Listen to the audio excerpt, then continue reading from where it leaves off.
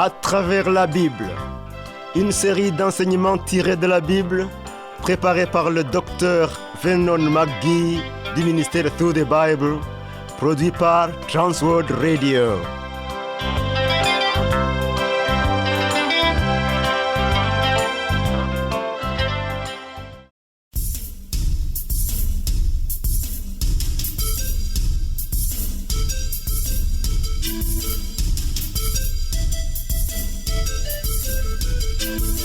À travers la Bible, une série d'enseignements tirés de la Bible, préparée par le docteur Vernon McGee du ministère Through the Bible, produit par Trans World Radio.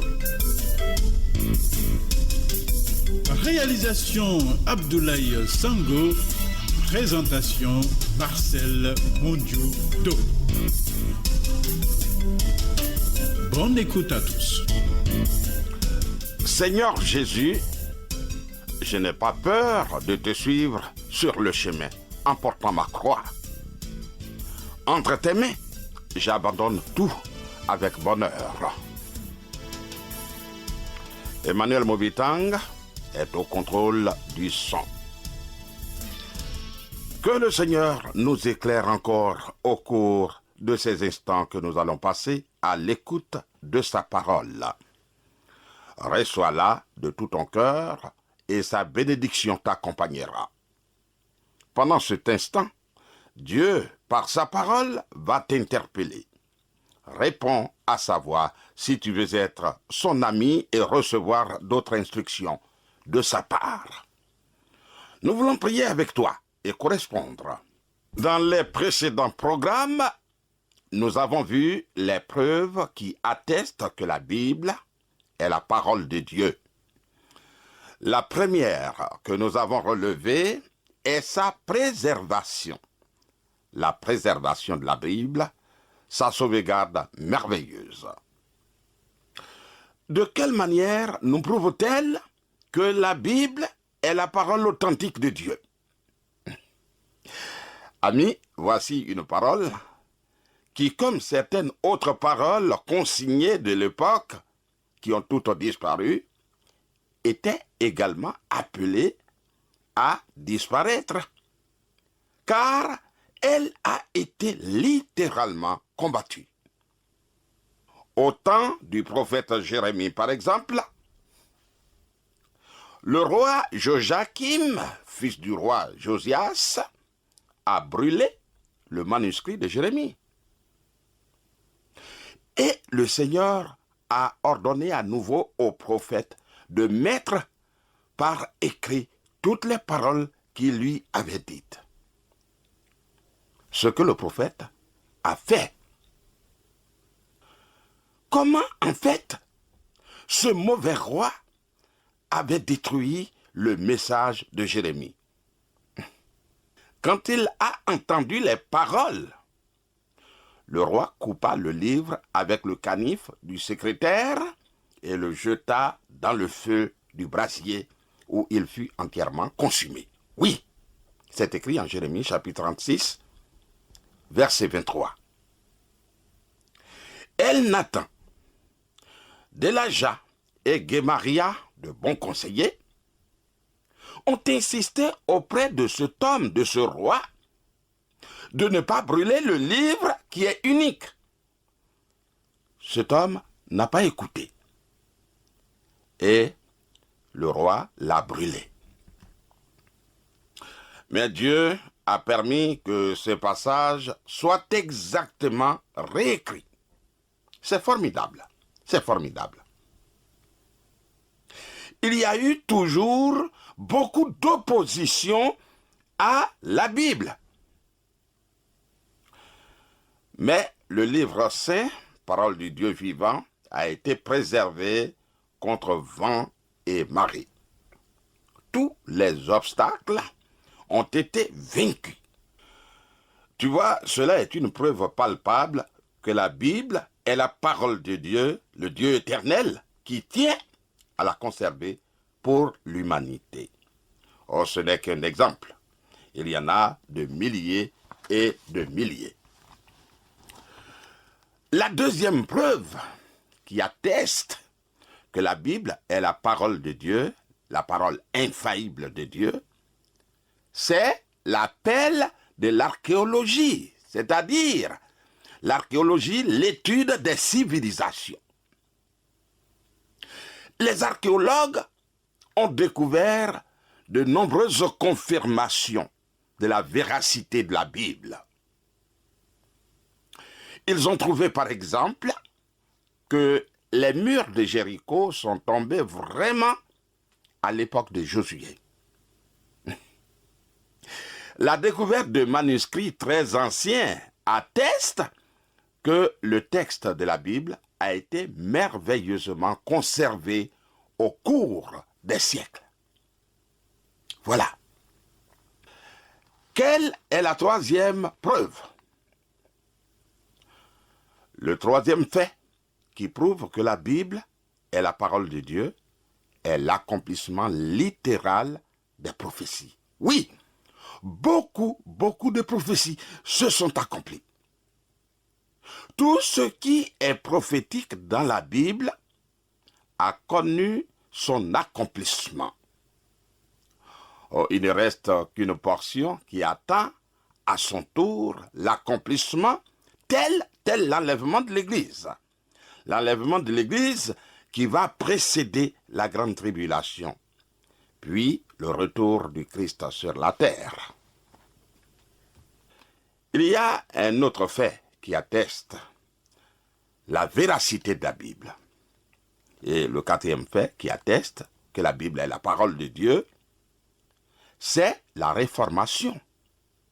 La transformation de la vie des gens qui reçoivent Jésus-Christ et sa parole dans leur cœur.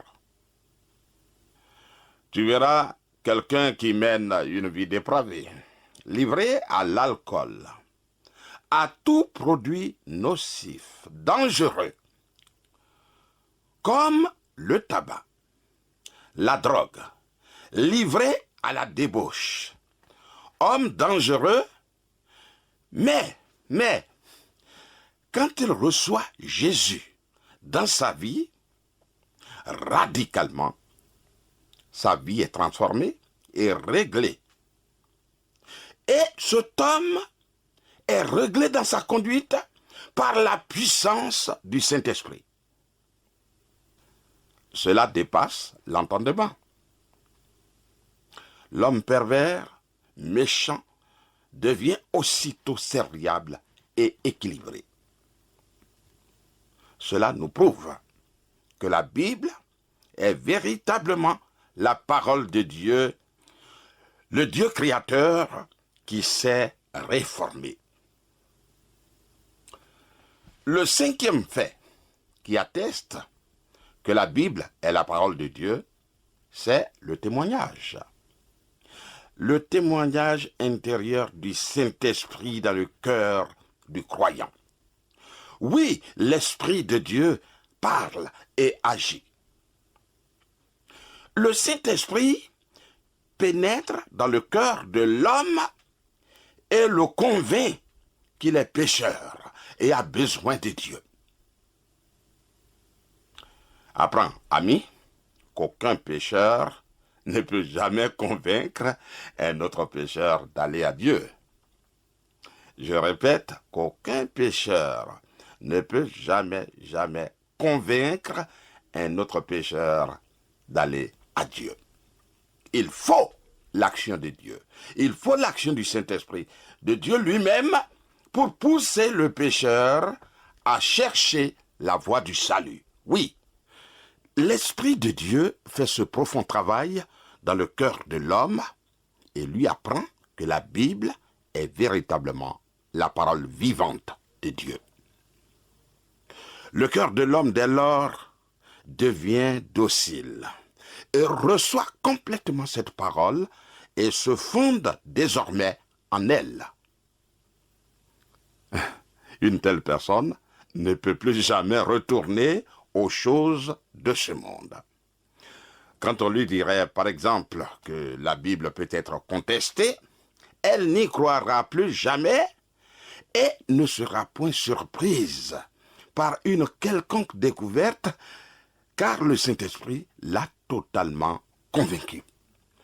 Cela est l'une des preuves suffisantes qui attestent que la Bible est véritablement vraie et qu'elle est la parole du Dieu vivant. Il y a des termes, disons des mots qui sont importants, nécessaires à notre compréhension de la Bible. Ce sont les mots révélation. Dieu s'est révélé. Et puis, le mot inspiration, illumination et interprétation. Nous avons vu dans le précédent programme la révélation. Vois-tu, révélation signifie que Dieu a fait connaître à l'homme sa volonté que la raison humaine ne pouvait pas découvrir. La révélation veut dire que Dieu s'est manifesté à l'homme en lui parlant. Dieu a parlé à l'homme et cela s'est fait par le Saint-Esprit, par la puissance du Saint-Esprit. Amis, à travers l'Ancien Testament, nous voyons le Seigneur parler clairement à des hommes tels que Moïse, l'homme le plus patient jamais égalé, Élie le Tigbite, le prophète, et tous les autres prophètes et hommes de Dieu. Dieu s'est révélé. Le Seigneur s'est révélé à ces hommes pour parler de sa part.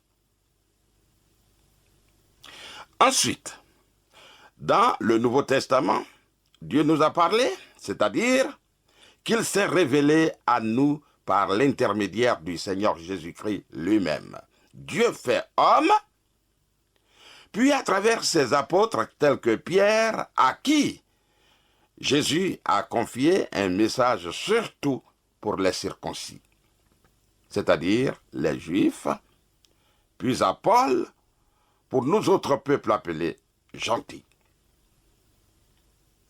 Il a parlé par des apôtres comme Matthieu et des saints comme Marc, Luc, Jacques, Jude, les frères du Christ, Étienne, Jean et tous les autres.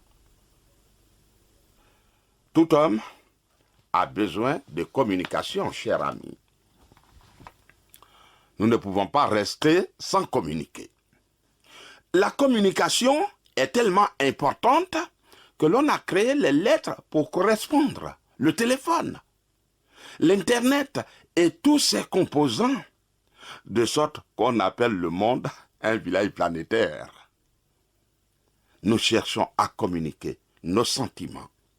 Nous cherchons à communiquer nos pensées, puis recevoir ceux des autres. Voilà la communication. Et voilà la vie. Et cela vient de Dieu. Le Seigneur est le communicateur numéro 1. Et c'est tout à fait juste de savoir que Dieu, qui a mis ses sentiments en nous, veut lui aussi communiquer avec nous, ses créatures, fait à son image et doué d'une certaine intelligence. S'il n'y a pas de relation entre nous et Dieu, notre Créateur, je crois que nous devons nous préoccuper à en avoir. Cette relation existe bien, heureusement. Elle se trouve dans la Bible. Notre relation avec Dieu se trouve dans la Bible, c'est-à-dire dans l'Ancien et le Nouveau Testament. La Bible nous demande de rentrer en contact avec Dieu par la prière. La prière. Voilà une relation bien établie. Parles-tu avec Dieu, ton Créateur? En résumé, la révélation signifie que Dieu a parlé. Il s'est révélé à nous par sa parole.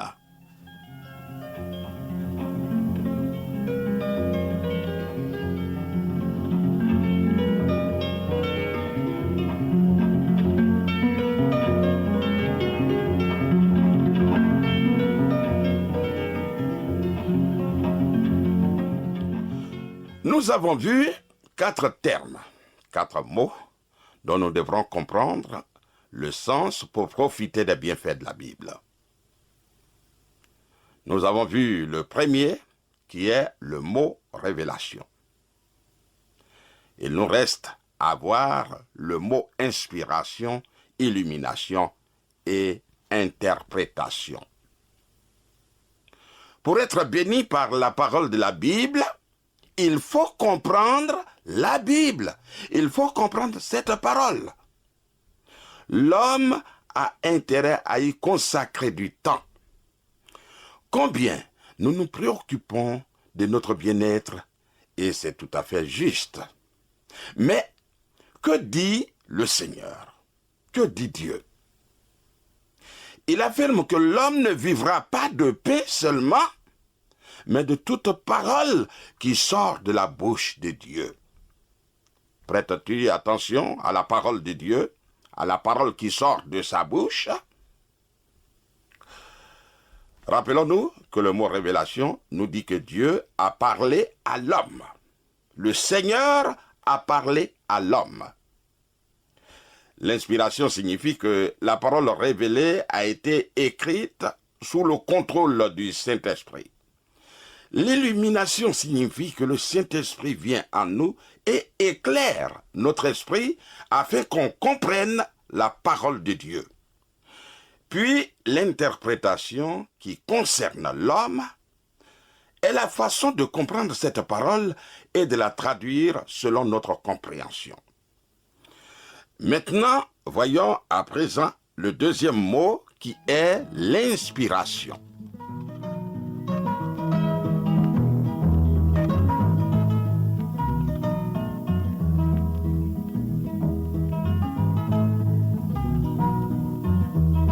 Vous suivez le programme à travers la Bible, un enseignement du Dr Vernon McGee du ministère Through the Bible, une production de Trans World Radio Afrique, présentée par Marcel Mondiou-Do.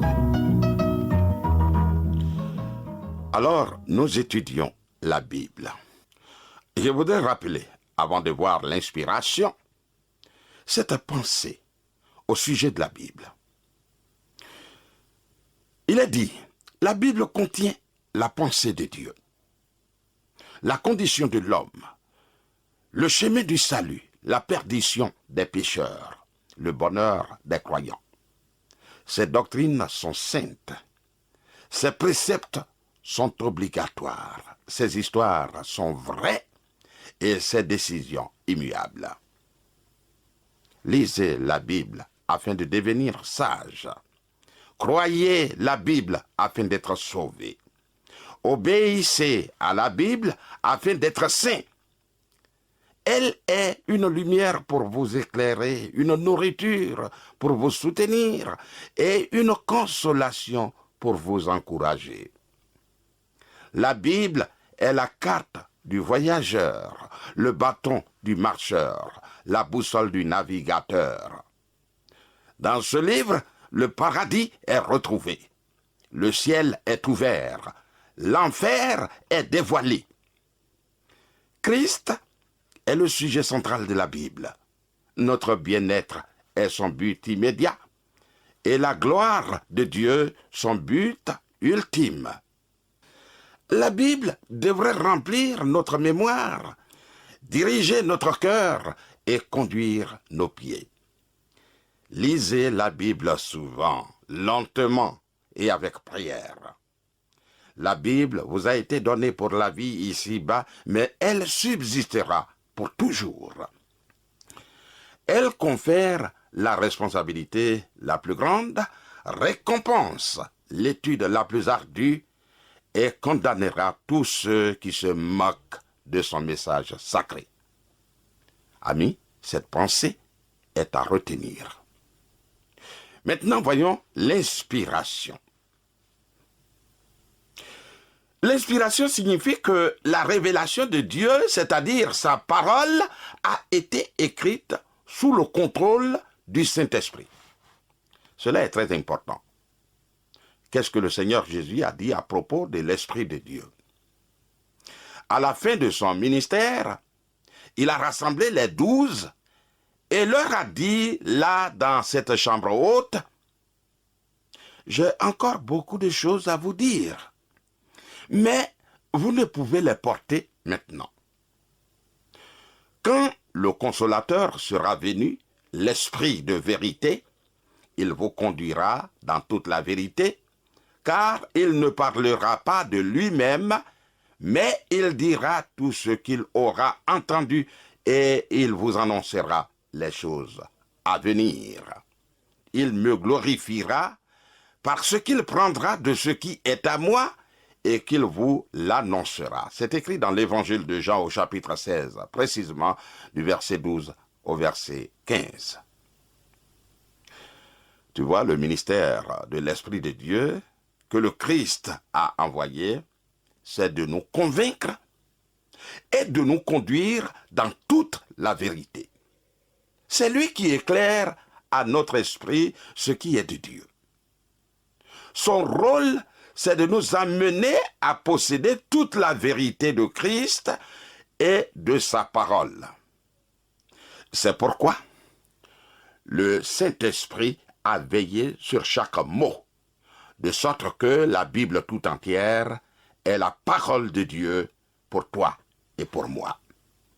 C'est lui qui conduit dans toute la vérité, et puis, ce qui est suprême, c'est qu'il ne parle pas de lui-même. Il ne parle que de Jésus-Christ qui est venu sauver et rapporte au cœur du croyant ce que Christ a dit. L'inspiration de la Bible est enseignée dans la Bible elle-même. Voici ce qu'a dit l'apôtre Paul. « Toute écriture est inspirée de Dieu et utile pour enseigner, pour convaincre, pour corriger, pour instruire dans la justice. » C'est écrit en 2 Timothée chapitre 3, verset 16. Et voici ce qu'en dit l'apôtre Pierre. « Ce n'est pas par une volonté d'homme qu'une prophétie a jamais été apportée, mais c'est poussé par le Saint-Esprit que des hommes ont parlé de la part de Dieu. » 2 Pierre, chapitre 1, verset 21. Mais avant, Pierre a dit, « Sachez tout d'abord, vous-même, qu'une prophétie de l'Écriture ne peut être un objet d'interprétation particulière. » 2 Pierre, chapitre 1, verset 19. Il y a des faits que nous apprenons et qu'on sait. Donc, la connaissance de la parole. Mais il y a aussi des faits qui peuvent être prouvés. Pour celui qui est honnête, il découvre facilement si ce que la Bible dit est vrai et exact ou pas. Ces vérités sont des preuves que le Saint-Esprit nous fait découvrir et qu'il rend réelles à notre cœur, à notre esprit. Quand l'Esprit de Dieu t'a traduit ainsi les vérités de la Bible, tu n'as plus besoin qu'un savant, qu'un archéologue te dise encore « Voici, je viens de découvrir ceci ou cela qui atteste la véracité de la Bible. » Cela n'est plus important pour toi, car déjà, le Saint-Esprit t'a convaincu. Que les autres acceptent ou pas, la Bible pour toi est véritable et digne de confiance parce que le Saint-Esprit t'a convaincu. En la lisant, nous ne découvrons pas la volonté humaine, mais celle de Dieu. C'est le Saint-Esprit qui a rempli et débordé les prophètes qui ont parlé de la part de Dieu. Amis, l'inspiration ne s'arrête pas à la pensée, mais s'étend aux paroles elles-mêmes.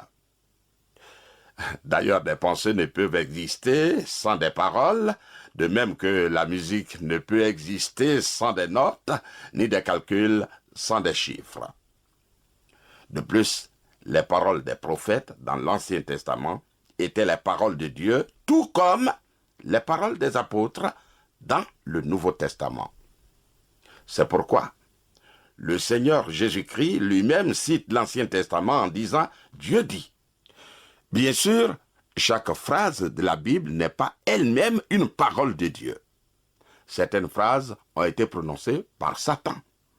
Elles ne sont donc pas de Dieu. Mais l'inspiration signifie que les paroles attribuées à Satan ou à toute autre personne étaient réellement prononcées par elle. Il n'y a pas à contester. L'inspiration dont nous parlons ne concerne que les originaux des textes qui n'existent plus.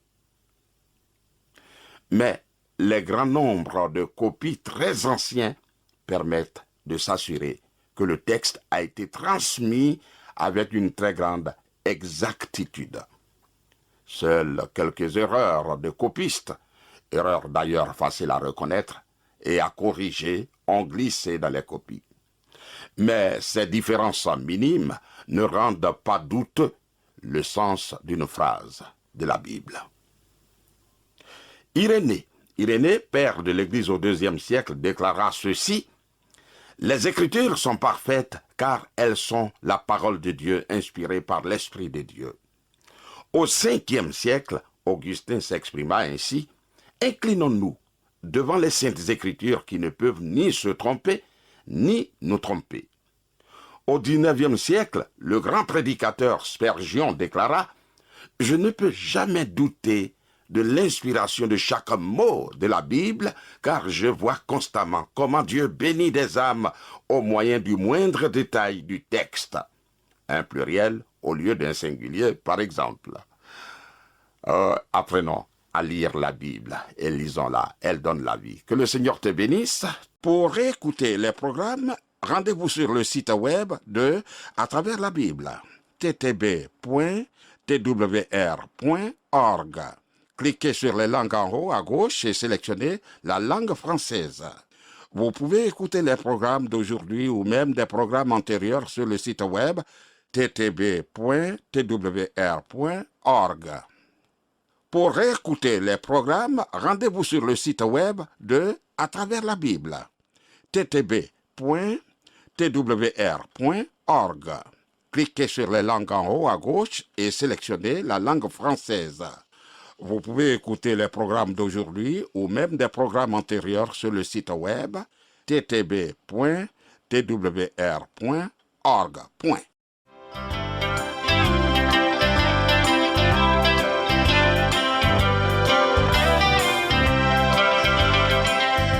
Vous venez de suivre le programme À travers la Bible, une série d'enseignements tirés de la Bible, préparée par le docteur Vernon McGee du ministère Through the Bible, une production de Transworld Radio.